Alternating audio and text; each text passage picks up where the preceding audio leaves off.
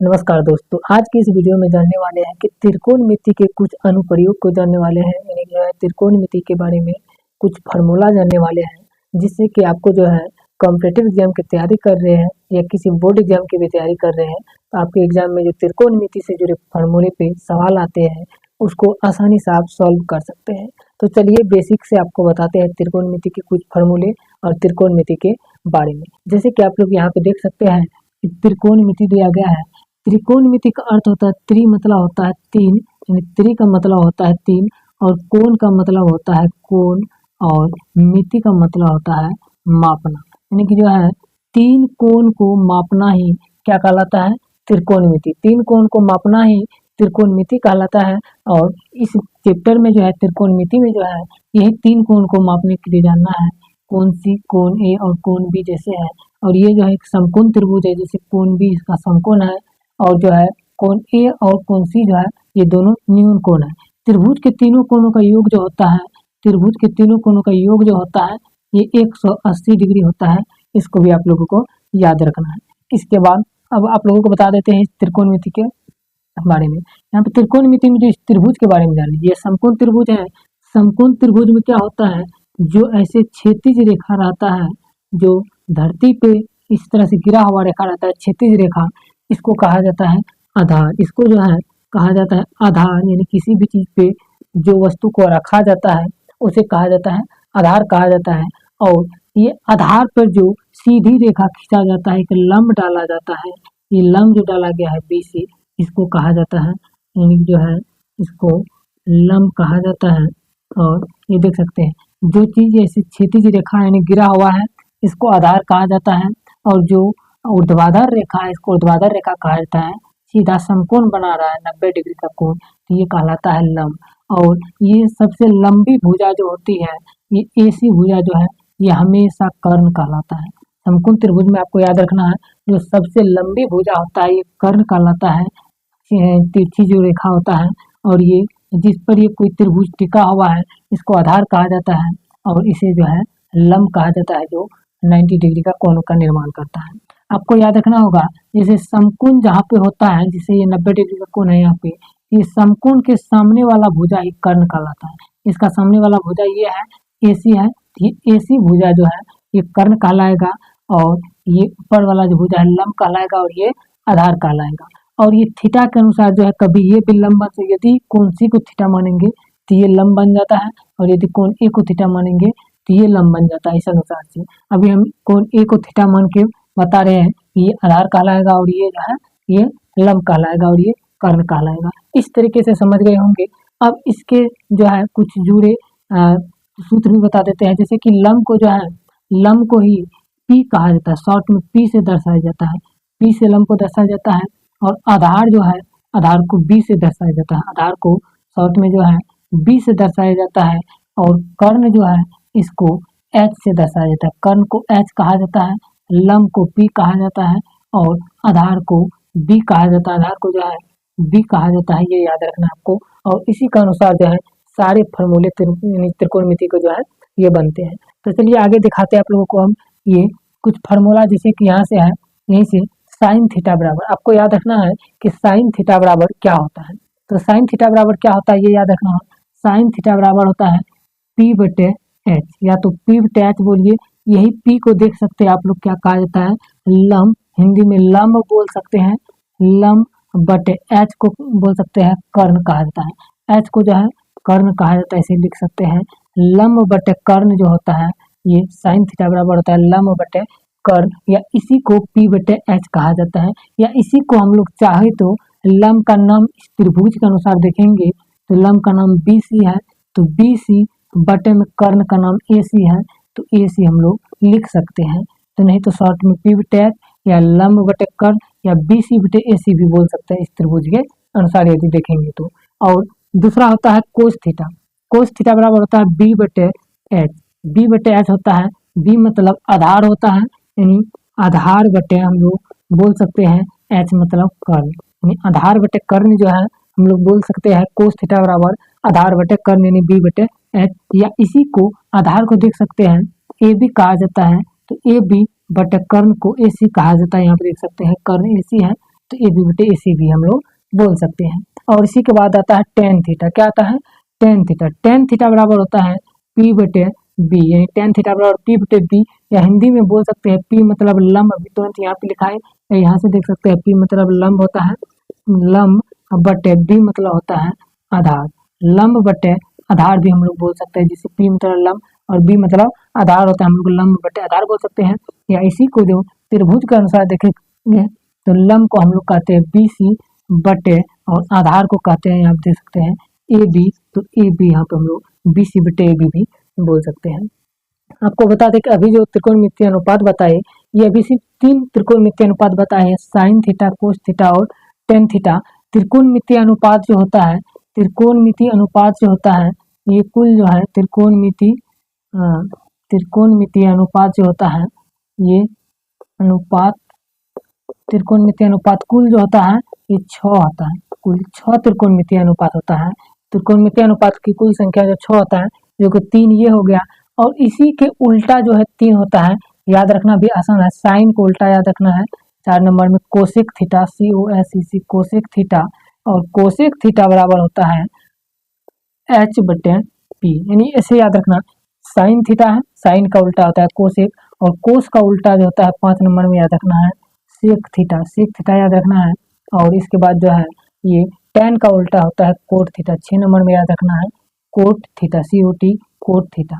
अब इसी के अनुसार ये अगर तीनों याद है, साइन थीटा, कोस थीटा और टेन थीटा, तो इसी के बाद जो है साइन का उल्टा आपको याद रखना है कोसेक थीटा होता है। जैसे साइन में देख सकते हैं पी बटे एच है, तो यहाँ पे एच ऊपर, यहाँ पे कोसेक थीटा उल्टा है, यानी एच ऊपर चल जाएगा, पी क्या हो जाएगा नीचे, यानी जो है एच मतलब कर्ण है, तो कर्ण यहाँ पे ऊपर चल जाएगा, और पी ऊपर में लंब है, तो यहाँ पे लंब जो है नीचे आ जाएगा। त्रिभुज के अनुसार वहां से देखेंगे तो ए सी जो है ऊपर चल जाएगा और बी सी जो है नीचे आ जाएगा। इसी अनुसार सेक थीटा, कोस का उल्टा है, कोस में बी बटे एच होता है, तो यहाँ पे हो जाएगा एच बटे बी, यानी जो है एच ऊपर चल जाएगा ये, और बी जो है नीचे आ जाएगा। हिंदी में लिखेंगे तो कर्ण ऊपर चल जाएगा, यानी कर्ण बटे आधार हो जाएगा, आधार नीचे हो जाएगा। और इसी को यदि त्रिभुज के अनुसार यहाँ पे देख के लिखेंगे तो ऊपर में ए सी चल जाएगा और नीचे में ए बी चल जाएगा, आधार जो है। और ये टेन का उल्टा जो होता है ये होता है कोट, जैसे टेन थीटा बराबर पी बटे बी है, यहाँ आप देख सकते हैं, तो कोट थीटा में बी ऊपर चल जाएगा और बी जो है नीचे आ जाएगा। बी मतलब आधार नीचे में है, तो ऊपर में जो है आधार हो जाएगा, यानी आधार बटे पी मतलब लंब, आधार बटे लंब जो हम लोग बोल सकते हैं। इस तरीके से जो ये यानी जो है 3 त्रिकोणमितीय अनुपात का उल्टा 3 होता है, ये कुल जो है 6 त्रिकोणमितीय अनुपात है। ये त्रिकोणमिति बनाने में जो है त्रिकोणमितीय हिसाब, सभी हिसाब बनाने में बहुत ही महत्वपूर्ण भूमिका निभाएगा। जब तक इसको आपको याद नहीं होगा तब तक जो है आप लोग जल्दी से हिसाब नहीं बना पाएंगे, बहुत दिक्कत होगा। इसलिए जो इसको आप लोगों को एक बार स्क्रीनशॉट लेकर के याद रख लेना है। स्क्रीनशॉट लेने का आपको जो है समय देंगे। इसके बाद कुछ और फार्मूला है जिसको याद रखना है, जैसे कि एक फार्मूला है ए सी स्क्वायर बराबर B C square plus A B square. इस त्रिभुज में देखेंगे तो जैसे कि हिंदी में इसी को कहा जाता है, हिंदी में अगर देखेंगे तो हिंदी में कहा जाता है कर्ण स्क्वायर बराबर बी सी जो है यहाँ देख सकते हैं लंब स्क्वायर प्लस आधार स्क्वायर। हिंदी में यदि बोलेंगे तो कर्ण स्क्वायर बराबर हम लोग लिख सकते हैं कर्ण स्क्वायर बराबर लंब स्क्वायर प्लस आधार स्क्वायर। ये कर्ण स्क्वायर बराबर जो होता है लंब स्क्वायर प्लस आधार स्क्वायर हम लोग बोल सकते हैं। और यहाँ पे देख सकते हैं इसी जो है कर्ण स्क्वायर बराबर लंब स्क्वायर प्लस आधार स्क्वायर, ये हिंदी में हो गया। और इस त्रिभुज में देखेंगे तो ए सी स्क्वायर बराबर B C square plus A B square. इसी को अगर शॉर्ट में देखेंगे तो कर्ण का नाम है एच बराबर एच स्क्वायर बराबर लिख सकते हैं लंब का नाम है पी, यानी पी स्क्वायर प्लस आधार का नाम है बी, यानी B square, P square plus B square, ये भी हम लोग बोल सकते हैं। या तो इसी को शॉर्ट में यदि बोलेंगे, यहाँ देखो, यहाँ देखिए ए सी स्क्वायर बराबर B C square plus A B square है, या एच स्क्वायर बराबर P square plus B square है। इसको हम लोग ऐसे भी लिख सकते हैं, यदि एच बराबर लिखेंगे ये स्क्वायर जो है इस साइड में आएगा तो इस साइड में जो है रूट में बन जाएगा, और P square plus B square जो है ये बच जाएगा, यानी P square plus B square जो है वो रहने तो ये स्क्वायर जो है इस साइड में रूट बन गया। इस तरीके से हम लोग बोल सकते हैं एच बराबर root under P square plus B square, या इसको भी हम लोग बोल सकते हैं ए सी स्क्वायर बराबर B C square plus A B square जो है, इसको भी हम लोग इस तरीके से लिख सकते हैं कि ए सी बराबर रूट के अंदर में B C square plus A B square. ये वाला स्क्वायर जो है ए सी का ये रूट बन जाता है, इसे ऐसे बोल सकते हैं। इसी अनुसार देख सकते हैं ए बी स्क्वायर बराबर A C square minus B C square होता है, यानी जो है ये ए बी आधार स्क्वायर बराबर कर्ण, यानी आधार स्क्वायर बराबर हम लोग बोल सकते हैं आधार स्क्वायर बराबर कर्ण स्क्वायर घटा बी सी, यानी जो है लंब स्क्वायर।